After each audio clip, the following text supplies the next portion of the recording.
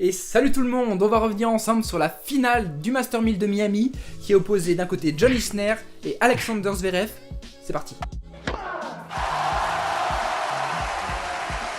En tout cas, on a assisté à un magnifique match avec une superbe victoire au final au forceps de John Isner, Big John, qui s'impose face à Sacha Zverev en 3-7, 6-7, 6-4, 6-4 en 2h30 de jeu. Il s'impose à 32 ans dans ce qui est la plus grande victoire de sa carrière, son premier Master 1000. C'est le plus vieux joueur à remporter un Master 1000 à son âge, donc 32 ans passés. Mais également, petite statistique pour les férus de stats, c'est la première fois depuis 2003 que les 3 derniers Master 1000 sont gagnés par des joueurs non européens.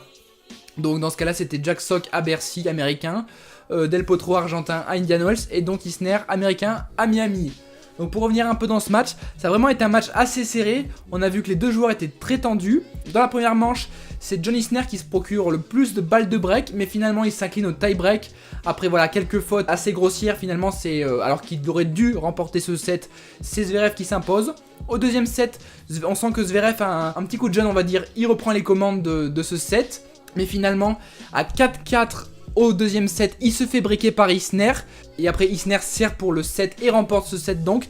Et finalement, au troisième set, on sent vraiment les deux joueurs touchés physiquement et probablement mentalement aussi. Isner se procure plusieurs balles de break, notamment il a des balles de break à 0,40 voire 15,40.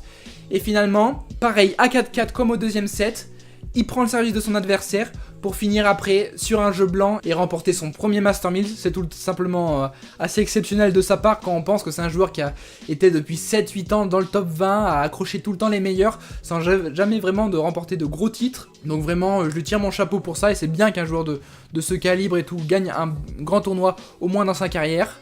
Sinon, petit mot pour ce qui est du match féminin aussi, il faut en parler un petit peu, qui opposait Sloane Stephens à Jelena Ostapenko et finalement c'est l'américaine qui s'impose pour son premier titre de la saison 7-6, 6-1.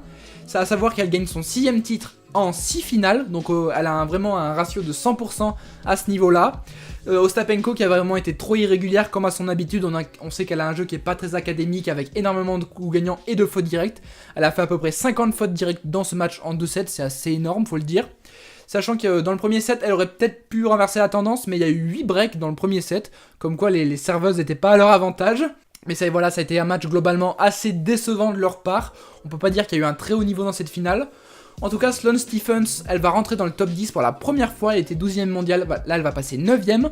Ostapenko aussi, elle va faire un petit bond au classement. Elle va atteindre son meilleur classement avec une 4e place mondiale. A savoir aussi, petite stat rigolote, c'est que Sloane Stephens sur son parcours a battu Muguruza en 8e, Kerber puis Azarenka en demi. Donc pour arriver en finale, à savoir que ces 3 joueuses ont été anciennes numéro 1 mondiales, donc c'est rigolo de battre 3 anciennes numéro 1 mondiales coup sur coup dans le même tournoi, donc je tenais à le signaler. Et on notera aussi la belle performance des frères Bob et Mike Bryan qui remportent leur 5e titre à Miami, leur 37e Master 1000 et leur 115e titre en tout de leur carrière à 39 ans. Le titre le plus important également depuis Rome 2016, donc ça a remonté il y a presque 2 ans qu'on les avait pu vu à un tel niveau, donc c'est vraiment des champions hors normes à part. On vous fera sûrement une vidéo un jour sur ces deux joueurs qui méritent vraiment qu'on s'intéresse un petit peu à leur parcours atypique, donc bravo à eux. Et on notera aussi les petites performances au niveau du classement de Borna Coric qui va atteindre son meilleur classement 28e après son quart de finale perdu face à Zverev. Chung aussi qui va rentrer dans le top 20 pour la première fois, 19e après aussi son quart de finale perdu face au vainqueur John Isner. Également du côté des femmes, la belle performance de Victoria Azarenka qui fait son retour dans le top 100 à la 91e place mondiale. Elle gagne plus de 95 places, c'est assez phénoménal. Mais bon, elle risque de redescendre parce que vous savez que comme elle a des problèmes un petit peu de garde alternée avec ses enfants, on ne sait pas si elle pourra participer à d'autres tournois en dehors des États-Unis, donc à voir dans les prochaines semaines et les prochains mois.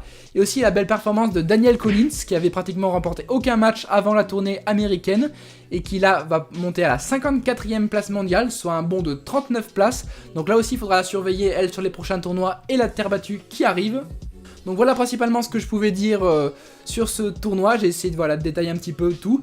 Donc un grand bravo à John Isner qui remporte son premier Master 1000, grand bravo à Constantin aussi qui avait fait le bon pronostic dans sa preview. N'hésitez pas à mettre un petit pouce bleu si la vidéo vous a plu, à vous abonner à la chaîne et je vous dis à la prochaine, allez bye bye.